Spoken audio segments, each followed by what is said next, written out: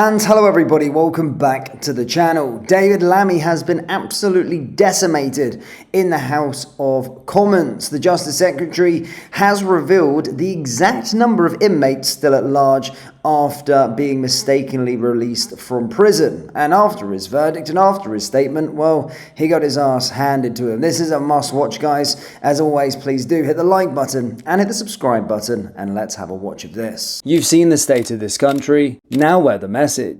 Wankir, Stuck Farmer, Liber. Shop the full collection by going down into the link in the description or heading over to BritishStand.com. Shall the Justice Secretary. So, Mr. Speaker, we're back here again then. At least the Justice Secretary gets some use out of his new suit. But where has Wednesday's bombast and bravado gone? Get a grip, man, he thundered last week, without even a hint of irony. None of that today, was there? And why is that? Well, it's because, like increasing numbers of criminals in our jails, the Justice Secretary just doesn't know whether he's coming or going.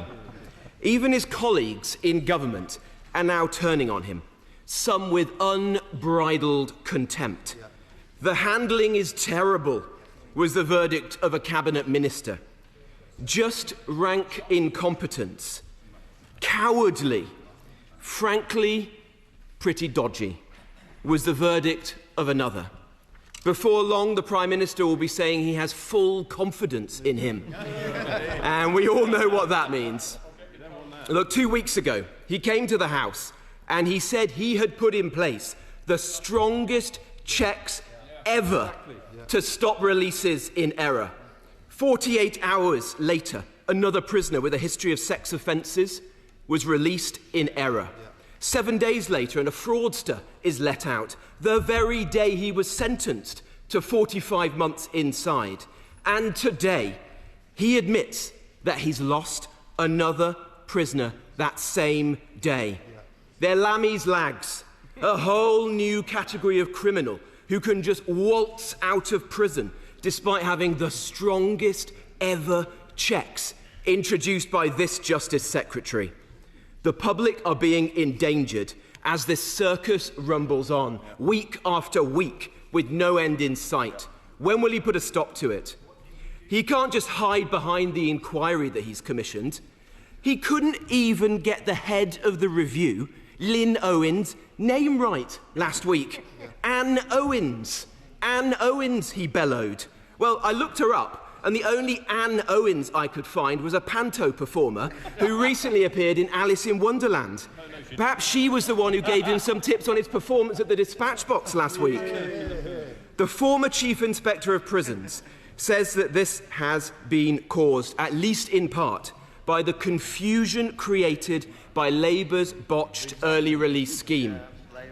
Does he now concede that there is a link between the doubling of prisoners accidentally released in the last year and the introduction of their SDS 40? Or is it just an extremely unlucky coincidence? Don't take us for fools. And Mr. Speaker, when will he finally come clean? He won't provide details in parliamentary questions. He won't answer even when he is here for Prime Minister's questions. He won't respond to letters. Well, perhaps that's because they weren't addressed to the Deputy Prime Minister. He's now been dragged here, kicking and screaming, to admit that one prisoner has been on the run from this Labour government for 14 months, and 91 have been accidentally released over the last 7 months. But the Justice Secretary is so clueless, he's literally lost track of how many prisoners he's lost. He says today a prisoner may have been accidentally released last Monday. Well, has he looked? He's either in his cell or he's not. What a complete and utter farce he's presiding over. As we all suspected, the crisis on his government's watch is even bigger than he dared admit. That's why he wouldn't say anything last week. Prisoners are being accidentally released nearly every other day and putting our constituents, his constituents, at risk.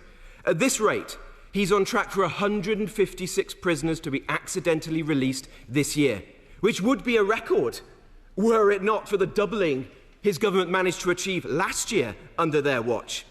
And in his statement today, he poses more questions than he manages to answer. How many crimes were committed by those prisoners whilst they were on the run? Why can't he tell us who these 91 prisoners are? Who is the foreign criminal? And who is this mystery fourth offender he may have lost? How can he possibly be found if the public don't have his face? They don't have his name, like they did for Sharif and Kabatu. The public deserve to know the truth. And this situation could not be any more serious. There's been a 9-fold increase in the number of violent offenders accidentally released in the last year. A 9-fold increase.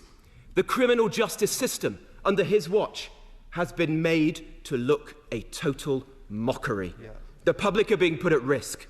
In his own words, Mr. Speaker, it's time for him to get a grip or go. Justice Secretary. Well, Mr. Speaker, this is a crisis that we inherited in our prison system. And it's worthy of sober reflection because he knows, Mr. Speaker, that when they were in government, there were 17 prisoners released in error every month. He knows that. He knows too because the former Conservative Justice Secretary said on the issue last Friday, we essentially run our prisons regime very hot. We are very close to capacity. We have seen a big increase in the prison population over the last 20 years, and resources have not necessarily matched that. That is the first problem.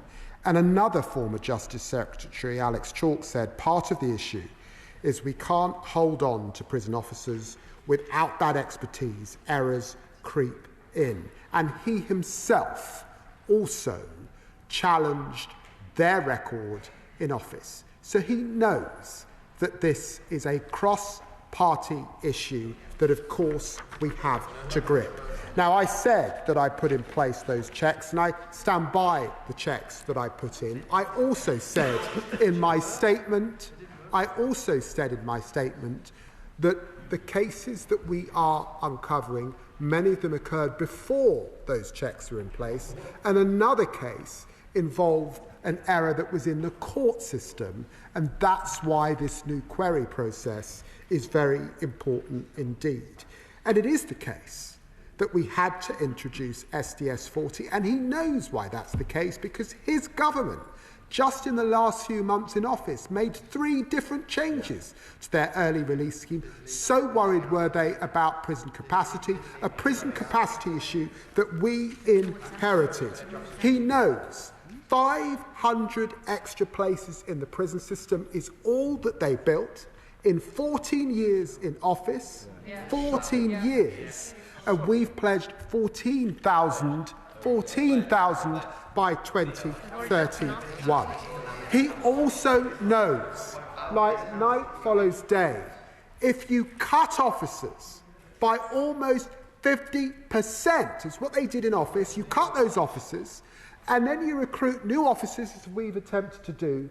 These are very junior people working hard, and I thank them for all that they're doing. But in those circumstances, mistakes will be made. I've asked Dame Lynn Owens to look at this, really, really important. I've put in place the digital team because he knows also that this is a system based on human beings, therefore you get error. Only technology will fix this issue over time. And I've now put in place this double check between the court and the prison system. Chair of the Select Committee. Guys, what did you make of that? That was a superb performance there, I believe, from Robert Jenrick. Absolutely destroyed him. And it was a fantastic viewing. I'm actually really starting to like Robert Jenrick as an MP. As always, guys, hit the like button and hit the subscribe button. And I'll see you all next time. Take care. Peace.